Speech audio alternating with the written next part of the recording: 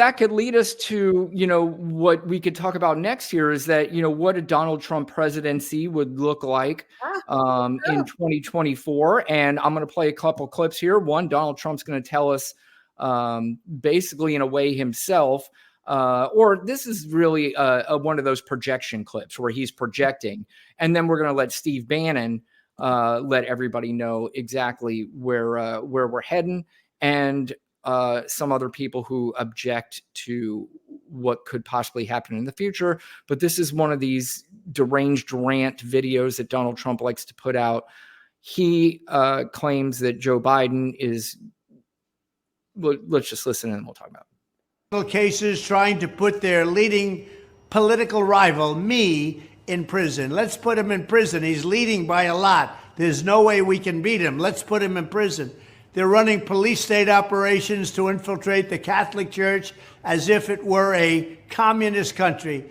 They're persecuting Christians and pro-life activists. They're persecuting anybody they want to persecute. They've labeled ordinary Republicans and parents at school board meetings as potential domestic terrorists.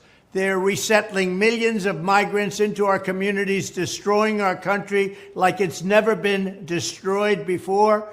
They're calling our citizens criminals. They rigged the last election. They rigged the Democrat primary. And this is all the projection we were talking about. Everything that he is going to do or has done is what he's projecting onto other people. And he's trying to even out the playing field, basically. So people hear, well, Biden does it, Trump does it. So, I'm just going to vote for the lesser of two evils. Finish this idiot. They're trying to get their rivals thrown off the ballot everywhere they can. And they're constantly trying to delegitimize the Supreme Court of the United States and threatening conservative judges with violence. In short, nothing about crooked Joe Biden and the anti-democratic party has anything to do with defending democracy. So if crooked Joe wants to turn this election into a question of which candidate will defend our democracy and freedom, then I say, bring it on. Bring it on, he says.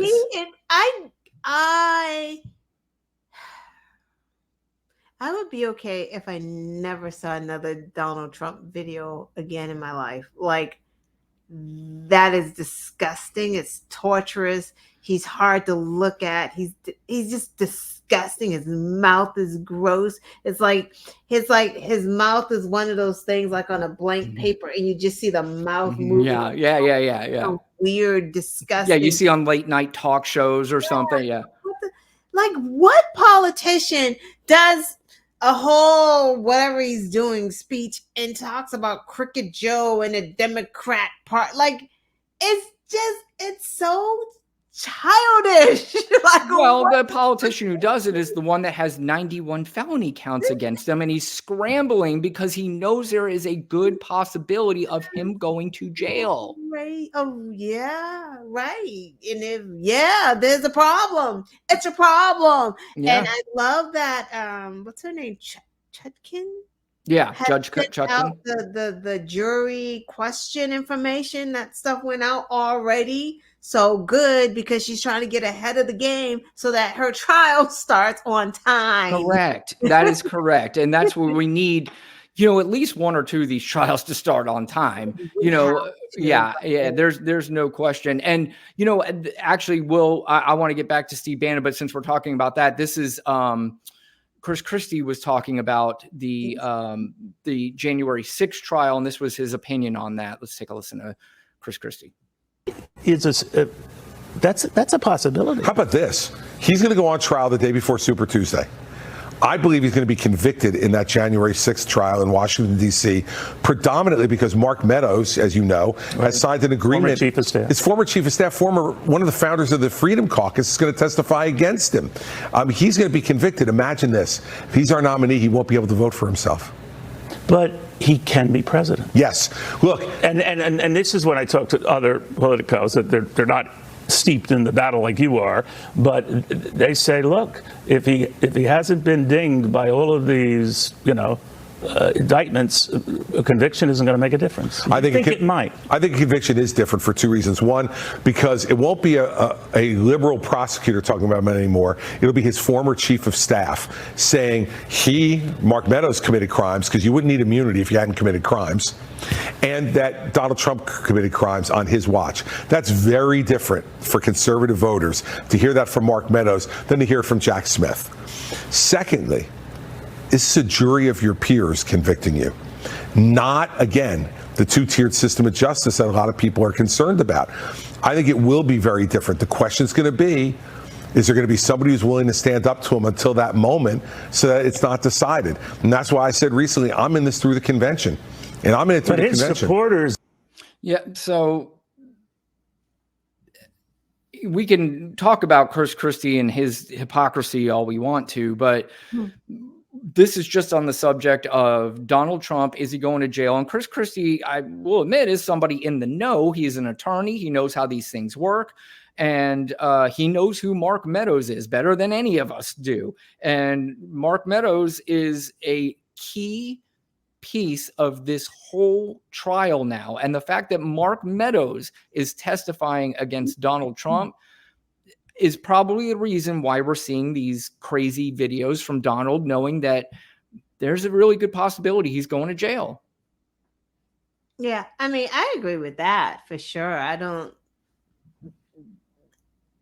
know about the Republican voters so much. I mean, of course, independent voters, if he's convicted, will be like, that's just a bridge too far. But I don't think which still is shocking, but right. I don't think anything is going to be because, oh, well, a Republican is going to testify against him. Like a bunch of Republicans, all the witnesses are right. Republicans. They've always been Republicans. He's here where he is because Republicans have like cut plea deals and everything else. And it has not changed Republican voter minds. They are stuck there. There's no question about it. And, you know, again, they always talk about these polls, and the polls clearly did show that if Donald Trump is convicted of a crime, which I still don't understand why it would take the fact that you are indicted on 91 counts. You cannot tell me that all 91 counts have been made up. And maybe we'll make more Democrats vote say you know what, oh fuck that, he cannot be president and criminal, I'm gonna get up and go to the polls. I don't understand.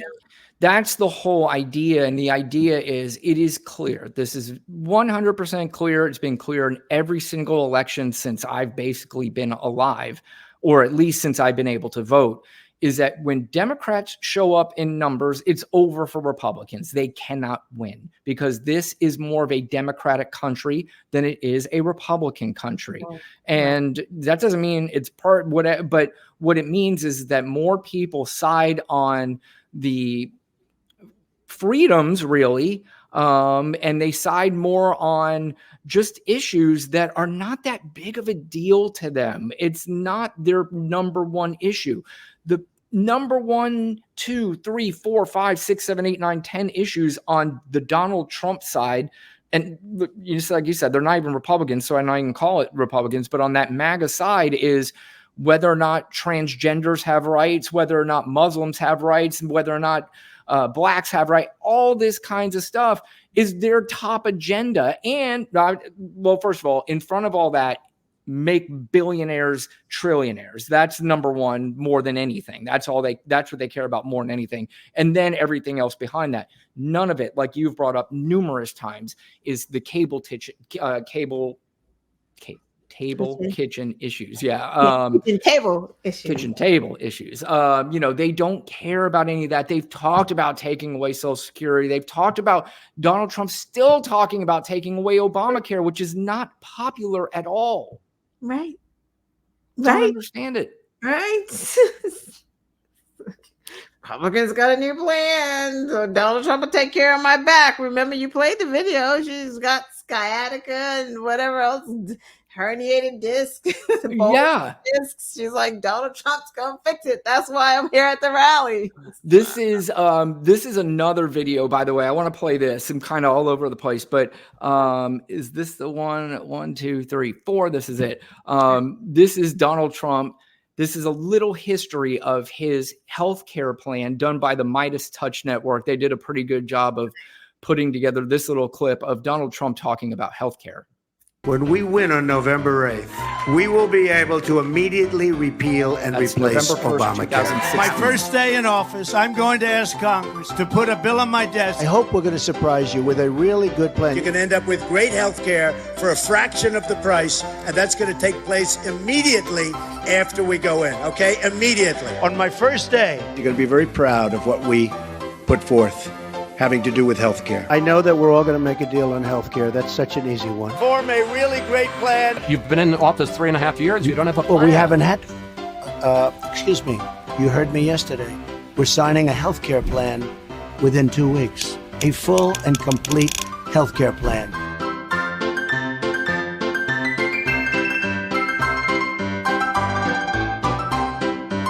I've been saying this for a long time.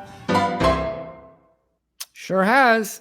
And MAGA won't watch that. Like they don't fucking care. Like it's But they hear him say it. They hear him say it. They didn't build a wall either, but they still, it didn't matter. Steve Bannon took their fucking money and did not build a wall, and they still support Steve Bannon. Yep. It is just, it is mind-blowing to me. And that's why I said, I think it's just people get to a place in life where they need to believe. They have to believe, and they have a certain set of whatever it is in them, anger or hatred, that they need to cling on to. And you're not going to draw me off of it with your stupid facts and, your stupid truths, because It doesn't matter. I Tribalism. believe it. I believe it, and it's just like Jesus. And I'm not saying hatred and Jesus go together. What I'm saying is that when you are so passionate about believing something, your mind is very difficult to change. Yeah. And plus they want to win. They don't fucking care. They ignore it. I don't even think they don't want to hear it. No. To be on the winning side. To them, Trump is a winner. That's where they want to be. That's the side. They're looking, they don't see politics, policy, legislation. They don't see any of that. I think they just see a side. They are just on Trump's side. They're obviously not seeing the winning, though. You're saying they want to be on the winning side. When are they going to fucking win? True. They're trying. They're going to cheat and try, but they're not going to change over, because it's not even about the winning side. It's about the white side. It's about the white supremacy side. It's about the side that's not afraid of calling Mexicans rapists, is not afraid of a Muslim ban, is not afraid of treating the other like shit, because that makes them feel better about themselves when you treat someone else like shit. We know that. Yeah. That's the key right there. Check out Stamped on Netflix. It goes through all of that. It's a great, what is it on Netflix? Stamped. It's Ibram Kendi, his book Stamped, and it from the Middle Passage, from when Africans were stolen from Africa and came and was brought to America and stamped, and it just goes through the process just of how we got here, what white supremacy is. And it's so deep because it showed, like, even like some indentured servants, right, had to be with the African slaves, and they were actually working hand in hand and like trying to free themselves together. But then the white person saw them working together and was like, so they started giving indentured servants more rights. And then the indentured servant thought that they were better. Then the indentured servant started getting paid, and then started buying their own slaves, the ones that they were working hand in hand with. And now they treated them even worse, because that's just, it's an amazing documentary. Check it out. I recommend it highly. I am absolutely going to check it out. And also too, it's funny is that, you can't, you're they're making it to where you're not allowed to even learn that in school anymore, but you can learn it on Netflix. So, you can Netflix, everybody watch. Netflix is more educational than some of our school systems, but Imagine that. it is sad. It's pathetic. But you brought up Steve Bannon, and so did I. This is what Steve Bannon. Oh, nice. Wow. He's and by the way, why he's not in jail yet, I don't know what the fuck's going on there. I guess his trial is not until May or something. I don't understand why so long. I don't understand either, but this guy just sit here and do a podcast and live life like nothing is going on. But anyway, he has Kash Patel, who is one of these MAGA lawyers and I just remember Kash Patel. MAGA nut guys. Film? Is that his film that he did about the ballot boxes? And is he the one that did 2,000 Mules? Is that the one you're talking about? I think that was Dinesh D'Souza is who that is. Yeah, Kash Patel is a Indian guys. I don't know. I don't, Wow. And I don't know a whole bunch about this, but I think I heard it was a black woman who was talking about it, and it was these other ethnicities or other ethnicities that still, and I see this when I take applications at work, because we have to ask certain things about the application, and you can tell us what your ethnicity is, and then you can also tell us what your race is. And I think a lot of Indians and Latinos, they classify themselves as white. So they look at themselves as people in the white community. So they're look at us, and not that I don't even care, but I think there's some skewed vision and skewed thought that, that whatever it is that they're not part of that other class. They're not part of that other society, that we're with them. And that's concerning. And I did hear that woman make that point, and I didn't even dawn on me until she said that. I was like, that's just something to think about. But anyway, this is Kash Patel with Steve Bannon, and they're going to tell us how things are going to go down. When you go back and as a senior member of this administration, President Trump's administration. He was part of the administration, I think, the first time. Starting in the afternoon of the 20th of January of 2025. Do you feel confident that you will be able to deliver the goods, that we can have serious prosecutions and accountability? And I want the Morning Joe producers that watch us and all the producers that watch us, this is just not rhetoric. We're absolutely dead serious. We're not. You cannot have a constitutional republic and allow what these deep staters have done to the country. The deep state, the administrative state, the fourth branch of government, never mentioned in the Constitution, is going to be taken apart brick by brick. And Steve went to Fantastic Sam's, it looks like. Got a haircut. And the people that did these evil deeds will be held accountable and prosecuted, criminal prosecutions. Kash, I know you're probably going to be head of the CIA, but do you believe that you can deliver the goods on this in a pretty short order of the first couple of months so we can get rolling on prosecutions? Yes, we got the bench for it, Bannon, and you know those guys. I'm not going to go out there and say their names right now so the radical left-wing media can terrorize them. But, excuse me, the one thing we learned in the Trump administration the first go-around is we got to put in all America patriots top to bottom. And we got them for law enforcement. We got them for intel collection. We got them for offensive operations. We got them for DOD, CIA, everywhere. And the one thing we will do that they never will do is we will follow the facts and the law and go to courts of law and correct these justices and lawyers who have been prosecuting these cases based on politics and actually issuing them as lawfare. We will go out and find the conspirators, not just in government, but in the media. Yes, we're going to come after the people in the media who lied about American citizens, who helped Joe Biden rig presidential elections. We're going to come after you. Whether it's criminally or civilly, we'll figure that out. But yeah, we're putting you all on notice. And Steve, this is why they hate us. This is why we're tyrannical. This is why we're dictators. Projection there. I mean, that's basically, they're saying it in front of everybody. They said, we're going to prosecute you because we don't like you and we don't like your politics. And what they're doing is they're using this false narrative that is exactly what's happening to them. So if it's happening to them, we're going to get you back. and they get people to believe that Joe Biden literally sitting in his office going, we need to take this Donald Trump fucker down. We need to put him in jail. Joe Biden has nothing to do with this. And as you pointed out earlier, most of the people who are testifying, if not all of the people testifying against Donald Trump, are all Republicans and people who worked with him and for him. That's scary shit. Can I just say Steve Bannon was breathing like a pig? Because he is a pig. During the whole thing. Yep. Yeah. And two, like, I wish that Gen Zers and young people would watch this kind of stuff because, you know, there's a lot at stake. Like, a Trump presidency is just things what we were just saying at the top of the hour. Like, he can make any kind of rules and laws that he wants. Like, he has already said he's going to fire people, right? So, like, you work for the federal government under his purview, he's just gonna fire you and put in loyalists. So that means if you are a person of color, they're automatically going to assume that you are a Democrat. Yeah. You're going to lose your job. You're going to he's only going to have people who are loyal to him. That's pretty. My pillow guy is literally going to be.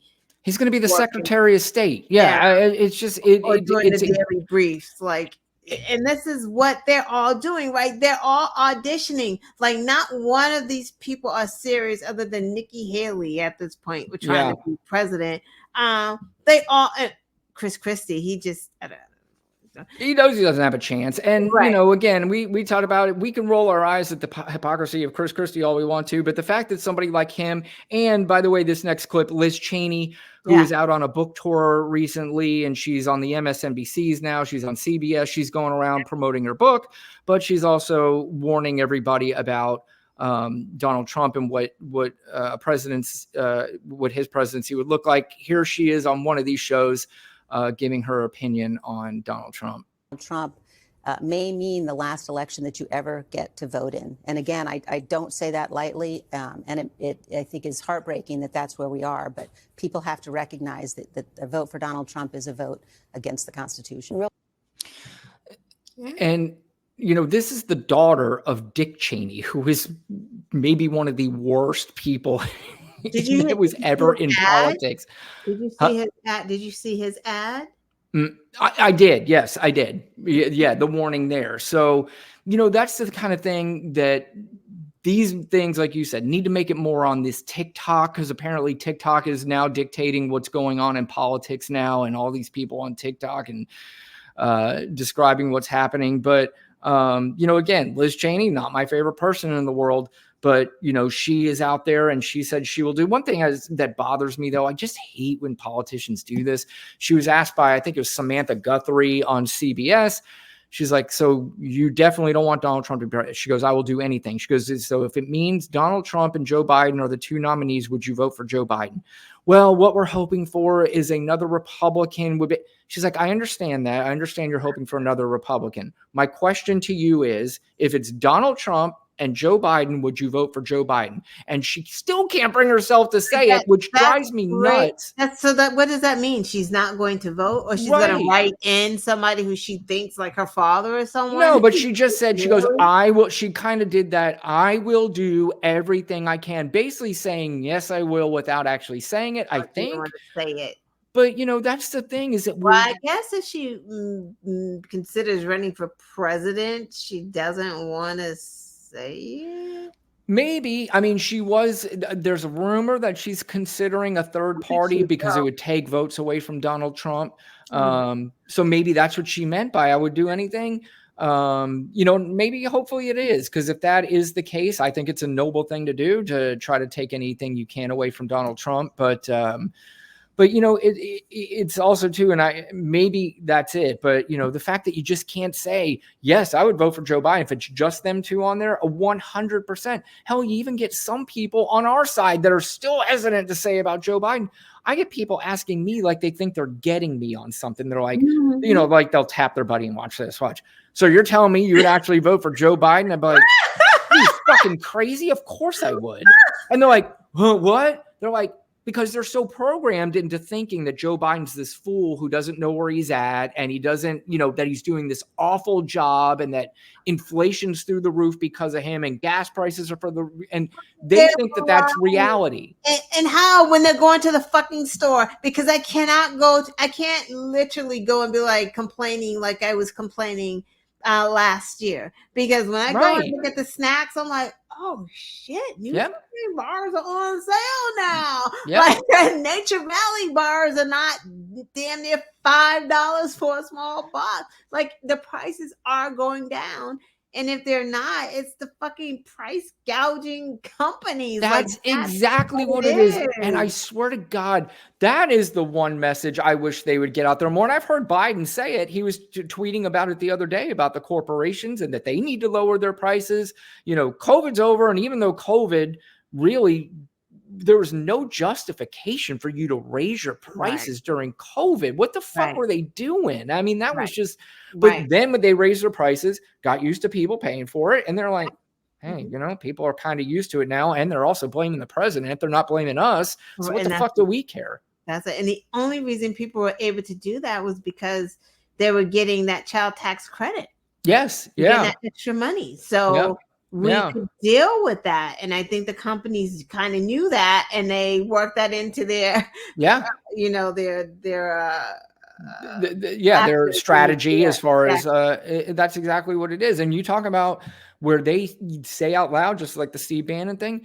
We talked about this before, that there are these quarterly phone calls that these corporate CEOs have to make and report their earnings and do all this stuff. And they're on there bragging about how much money they're making. And they're talking about, we played the clip last week, or the guy saying, we make money during the good times. We make way more during the bad times. And it's just like, people, what makes you think that voting for Donald Trump is going to help this? Yeah, right. Because he did so good the last time. That's why I'm like, people have like voting amnesia. Like, what did he do so great the last time? And the trolls be like, the crime bill. Like, that's all the crime bill. Like, the thing was like 2 pages long. Like, it was nothing. It was something he probably was supposed to do anyway. And it was a fucking bare minimum. And then he went on and executed like all of these people federally. Like, I don't understand. Yeah.